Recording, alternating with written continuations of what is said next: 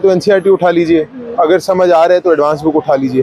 मॉक्स में 100, 110, 120, तो अगर हम रेगुलर मॉक्स देंगे और हमारे सिलेबस कॉम्प्रिहेंसिवली अगर हमने कवर किया होगा तो आ जाते हैं प्रीलिम्स में। ओके, अच्छा प्री के बारे में क्या कहेंगे? जो प्री का आपने जब स्टार्टिंग किया था, आपने प्री की तैयारी कैसे की थी? स्टार्टिंग में आपने क्या बुक्स उठाई थी, कैसे अपने रिसोर्सेज सिलेक्ट किया स्टार्टिंग में? मतलब कुछ नहीं है, अब कुछ सिलेक्ट रिसोर्सेज हैं जो हर जगह मार्केट में अवेलेबल है।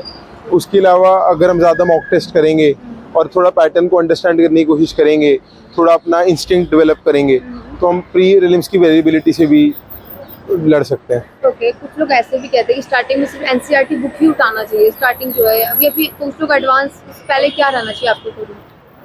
मतलब अगर समझ नहीं आए तो एनसीईआरटी उठा लीजिए, अगर समझ आ रहा है तो एडवांस बुक उठा लीजिए। ओके, मतलब अपनी सिचुएशन के अकॉर्डिंग आके आप किस लेवल पे हो उस अकॉर्डिंग?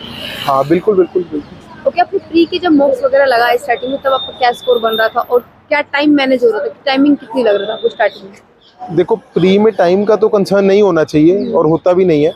मेरे आ रहे थे मॉक्स में 100, 110, 120, तो अगर हम रेगुलर मॉक्स देंगे और हमारे सिलेबस कॉम्प्रिहेंसिवली अगर हमने कवर किया होगा तो आ जाते हैं प्रीलिम्स में। ओके जी ठीक है।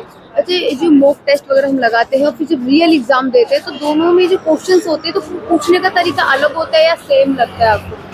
मतलब कभी कभी ट्रेंड बदल जाता है, तो ऐसा कुछ नहीं है। बट हमको कुछ नहीं, मतलब अगर हम टेस्ट लगाएंगे और ज़्यादा टेंस नहीं होंगे तो प्रीलिम्स का पेपर मतलब हम लोग कर सकते हैं। तो यही है, मतलब ऐसे कोई बहुत ज़्यादा डिफरेंस भी नहीं होता, पर कुछ नए क्वेश्चन तो आते ही हमेशा, पर आपको कुछ क्वेश्चन आते भी होते हैं। हाँ। तो अगर आप वो कर लो और बाकियों में लॉजिकल एलिमिनेशन करके गैस कर लें तो प्रीलिम्स हो जाता है। ओके, अब मेंस के लिए क्या कहेंगे? मेंस के लिए वही है कि आप अपने अच्छे नोट्स बनाइए, हर टॉपिक पे आपके पास अच्छा डेटा होना चाहिए, करंट अफेयर्स को आप रेगुलरली फॉलो करें और उसके बाद आप टेस्ट लिखें। ओके, जैसे कि अभी आपने बोला कि अच्छा डाटा होना चाहिए, तो मार्केट में काफी सारा डाटा हो गया तो फुल कंफ्यूज भी हो जाते हैं हम क्या सेलेक्ट करें, क्योंकि हर कोई कहता है कि ये बेस्ट है, ये बेस्ट है, तो उसके लिए आप क्या बोलेंगे? देखो, आजकल तो इंटरनेट है, तो डेटा आपके पास अपना खुद ही हो जाना चाहिए। मार्केट से भी ऐसे कोई रिक्वायरमेंट नहीं होनी चाहिए आपको डेटा की। हाँ, सप्लीमेंट कर लो आप यहाँ वहाँ से, पर आप खुद ही इंटरनेट से ढूंढ लीजिए डेटा और उसके बाद आप उसको प्रैक्टिस करिए। ओके, और ऑप्शनल सब्जेक्ट आपने क्या रखा उसमें? और मेरा ऑप्शन कॉमर्स एंड अकाउंटेंसी है, क्योंकि मेरी डिग्री उसमें थी। अच्छा, आपने ऑप्शनल सब्जेक्ट क्या सोच के अपनी चॉइस किया?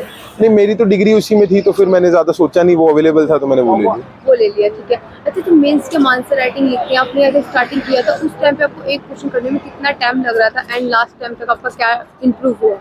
देखो, मेंस का जो होता है वो शुरू में टाइम तो लगता ही है, जब हमारे थॉट्स कंसोलिडेटेड नहीं होते, पर हमें उसको कंडेंस करना ही करना है और फिर इवेंचुअली तो वो आना चाहिए 7 मिनट में। और शुरू के आंसर हमारे हमेशा ऐसा होगा कि थोड़ा लेट लिखे जाएंगे और बाद में तो जल्दी हो ही जाएगा। ओके, अच्छा, क्वेश्चन जब आप मेंस का लिखते हैं तो उससे एक क्वेश्चन को आप अटेम्प्ट करते हैं, तो स्टार्टिंग में आप किस तरीके का आपका रहता है, कैसे स्टार्टअप करते हैं? लेकिन इंट्रो टाइप या कुछ डायग्राम, मतलब वो स्टैंडर्ड सिस्टम है इंट्रोडक्शन बॉडी कंक्लूजन का, वो उसके हिसाब से करिए।